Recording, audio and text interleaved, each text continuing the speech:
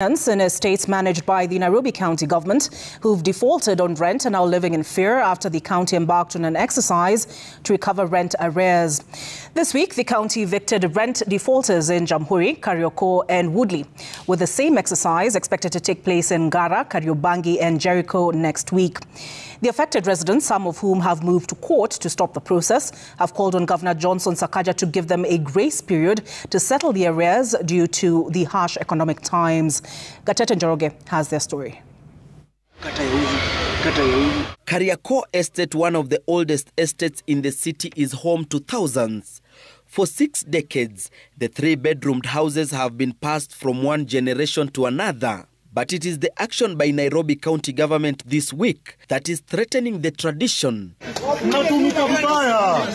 Residents now live in fear after a team of county askaris, accompanied by security officers, descended on the estate and started ejecting rent defaulters from their houses. Walikuja wakatupa kwanza notice kwa makeja Tuesday, Thursday ndo wameamka. Wamekuja na pressure kwa makeja, wanatoa watu kwa makeja, wanatoa vitu zetu kwa makeja, wanatupa nje, which pia ni wrong sababu ukipatiwa notice wanafatua kuje wafunge na kifuli. Hawafai kuja kuvunja keja yako ingie ndani watoe vitu kwa keja. It is our obligation to pay rent. Yes. But there is also my right when I'm in default vile unakuja kunitoa. Kuto unakuja unanifungia. First you give me adequate notice, tulipa notice at 24 hours. The agitated residents stopped the eviction of their neighbors, arguing that the county failed to give them adequate notice and called for proper engagement to pay the arrears. Sakaja akiweza tu na tusikize. Patia watu time watu wajipange, yeye mwenyewe anajua ground ni moto. Hata hao watu wanafanya kazi kaanjo wanajua, si rahisi.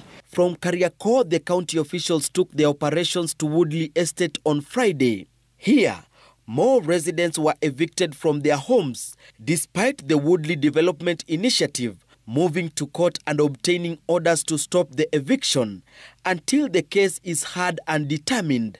A move that has left tenants in other estates worried. Some of our parents, elderly parents, they have moved estates, like in my own estate of Ngara. They have moved because of the fear.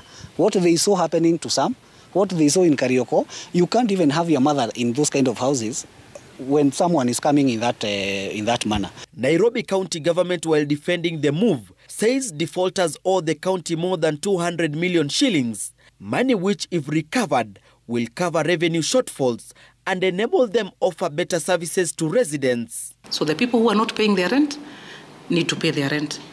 And if then it's not possible for them to pay their rent, we need to terminate our relationship so that we can get people who are able to bring the full value of those estates to bear on our revenue, so that again we can take that same revenue and provide services to Nairobi.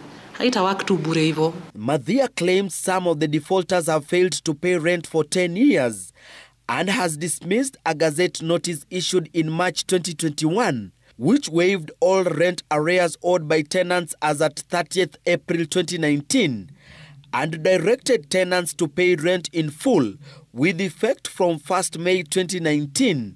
The county insists it will continue with the crackdown in all 35 estates it manages in the city.